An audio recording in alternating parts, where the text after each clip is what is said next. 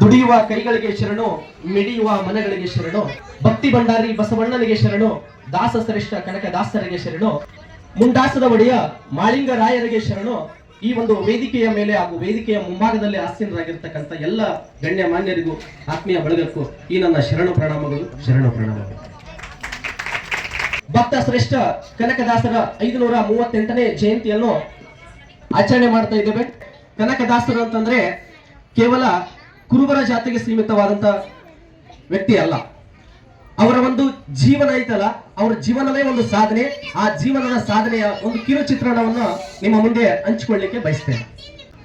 ಬೀರಪ್ಪ ಆ ಬಂಕಾಪುರದ ದಂಡನಾಯಕನಾಗಿರ್ತಾನೆ. ಆ ಸಮಯದಲ್ಲಿ ವಿಜಯನಗರ ಸಾಮ್ರಾಜ್ಯ, ಅದೇ ಕುರುಬ ಸಮುದಾಯದವರು ಕಟ್ಟಿ ಆಳಿದಂತ, ಅಕ್ಕಪಕ್ಕರಿಂದ ಕಟ್ಟಿ ಆಳಿದಂತ ವಿಜಯನಗರ ಸಾಮ್ರಾಜ್ಯದ ಅಧೀನದಲ್ಲಿ ಬಂಕಾಪುರದ ಮಹಾದಂಡ ನಾಯಕನಾಗಿ ಆಳ್ವಿಕೆ ಮಾಡುವಂತಹ ಸಮಯದಲ್ಲಿ ಅವರಿಗೆ ಮಕ್ಕಳು ಇರಲಿಲ್ಲ.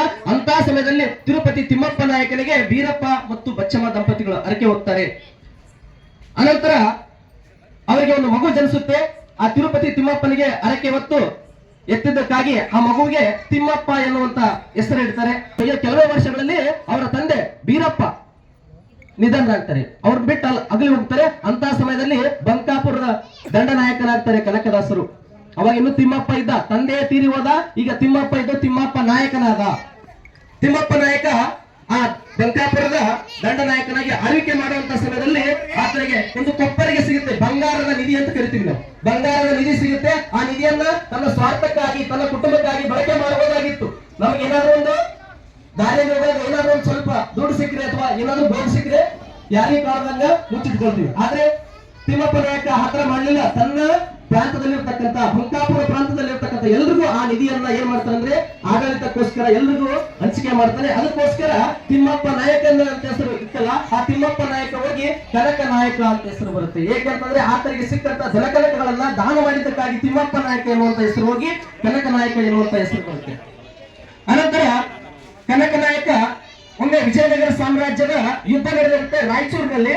ಆ ರಾಯಚೂರಿನಲ್ಲಿ ಯುದ್ಧ ನಡೆದಂತ ಸಮಯದಲ್ಲಿ ವಿಜಯನಗರ ಸಾಮ್ರಾಜ್ಯದಿಂದ ಕರೆ ಬರುತ್ತೆ ಬಂಕಾಪುರದ ದಂಡನಾಯಕನಾಗಿರ್ತಕ್ಕಂಥ ಕನಕ ನಾಯಕನಿಗೆ. ಕನಕ ನಾಯಕ ಯುದ್ಧವನ್ನು ಘೋಷಣೆ ಮಾಡಲಾಗಿದೆ. ನೀವು ನಿನ್ನ ಸೈನ್ಯದ ಸಮೇತ ಯುದ್ಧಕ್ಕೆ ಕರೆ ಕೊಟ್ಟಾಗ ತನ್ನ ಸೈನ್ಯದ ಸಮೇತವಾಗಿ ಆ ಯುದ್ಧಕ್ಕೆ ತೆರಳುತ್ತಾನೆ. ಆ ಯುದ್ಧದಲ್ಲಿ ಏನಾಗುತ್ತಂತಂದ್ರೆ ಕನಕ ನಾಯಕನ ತಲೆಗೆ ಪೆಟ್ಟು ಬೀಳುತ್ತೆ. ಕನಕ ನಾಯಕ ಸತ್ಯ ಅಂತ ಹೇಳಿಕೆಯಿಂದ ಆತ ಭೂಮಿಗೆ ಬಿದ್ದಂತ ಸಮಯದಲ್ಲಿ ಮತ್ತೆ ಮರುಜೀವ ಪಡ್ಕೊಳ್ತಾನೆ. ಆತನ ಕನಸಿನಲ್ಲಿ ಬಂದು, ದೇವ ನೀನು ಇನ್ನು ಮೇಲೆ ಈ ರಾಜ್ಯ ಸೇವೆಯನ್ನು ಬಿಟ್ಟು ನನ್ನ ಸೇವೆ ಮಾಡು, ನನ್ನ ದಾಸನಾಗುವಂತ ದೇವರು ಅವನ ಕನಸಿನಲ್ಲಿ ಬಂದು ಹೇಳ್ತಾನೆ. ಕನಕ ನಾಯಕ ಹೋಗಿ ಏನಾಗುತ್ತಂತಂದ್ರೆ ದೇವರಿಗೆ ದಾಸನಾದ.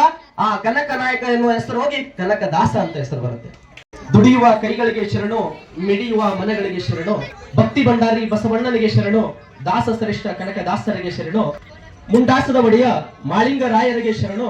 ಈ ಒಂದು ವೇದಿಕೆಯ ಮೇಲೆ ಹಾಗೂ ವೇದಿಕೆಯ ಮುಂಭಾಗದಲ್ಲಿ ಆಸೀನರಾಗಿರ್ತಕ್ಕಂಥ ಎಲ್ಲ ಗಣ್ಯ ಮಾನ್ಯರಿಗೂ ಆತ್ಮೀಯ ಬಳಗಕ್ಕೂ ಈ ನನ್ನ ಶರಣು ಪ್ರಣಾಮಗಳು.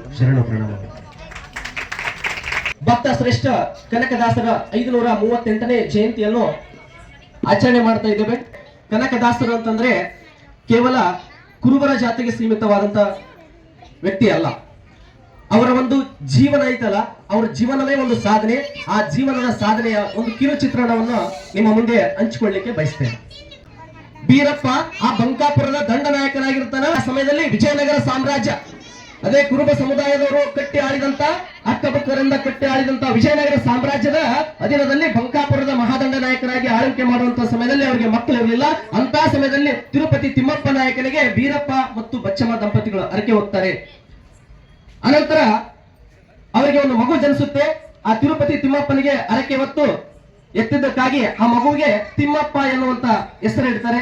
ಕೆಲವೇ ವರ್ಷಗಳಲ್ಲಿ ಅವರ ತಂದೆ ಬೀರಪ್ಪ ನಿಧನರಾಗ್ತಾರೆ. ಅವ್ರು ಬಿಟ್ಟು ಅಗಲಿ ಹೋಗ್ತಾರೆ. ಅಂತ ಸಮಯದಲ್ಲಿ ಬಂಕಾಪುರದ ದಂಡನಾಯಕನಾಗ್ತಾರೆ ಕನಕದಾಸರು.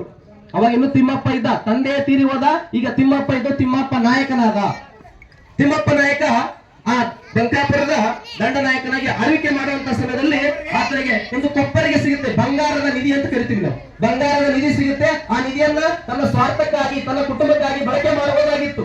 ನಮ್ಗೆ ಏನಾದ್ರು ಒಂದು ದಾರಿಯಲ್ಲಿ ಹೋದಾಗ ಏನಾದ್ರು ಒಂದು ಸ್ವಲ್ಪ ದುಡ್ಡು ಸಿಕ್ಕರೆ ಅಥವಾ ಏನಾದ್ರು ಬೋರ್ಡ್ ಸಿಕ್ಕರೆ ಯಾರಿಗೆ ಕಾರಣದಂಗ ಮುಚ್ಚಿಟ್ಕೊಳ್ತೀವಿ. ಆದ್ರೆ ತಿಮ್ಮಪ್ಪ ನಾಯಕ ಹತ್ರ ಮಾಡಲಿಲ್ಲ. ತನ್ನ ಪ್ರಾಂತದಲ್ಲಿರ್ತಕ್ಕಂಥ ಬಂಕಾಪುರ ಪ್ರಾಂತದಲ್ಲಿರ್ತಕ್ಕಂಥ ಎಲ್ರಿಗೂ ಆ ನಿಧಿಯನ್ನ ಏನ್ ಮಾಡ್ತಾನೆ ಅಂದ್ರೆ ಆಡಳಿತಕ್ಕೋಸ್ಕರ ಎಲ್ರಿಗೂ ಹಂಚಿಕೆ ಮಾಡ್ತಾನೆ. ಅದಕ್ಕೋಸ್ಕರ ತಿಮ್ಮಪ್ಪ ನಾಯಕ ಅಂತ ಹೆಸರು ಆ ತಿಮ್ಮಪ್ಪ ನಾಯಕ ಹೋಗಿ ಕನಕ ನಾಯಕ ಅಂತ ಹೆಸರು ಬರುತ್ತೆ. ಏಕೆಂತಂದ್ರೆ ಆತನಿಗೆ ಸಿಕ್ಕಂತ ಧನಕನಕಗಳನ್ನ ದಾನ ಮಾಡಿದ್ದಕ್ಕಾಗಿ ತಿಮ್ಮಪ್ಪ ನಾಯಕ ಎನ್ನುವಂತ ಹೆಸರು ಹೋಗಿ ಕನಕ ನಾಯಕ ಎನ್ನುವಂತ ಹೆಸರು ಬರುತ್ತೆ.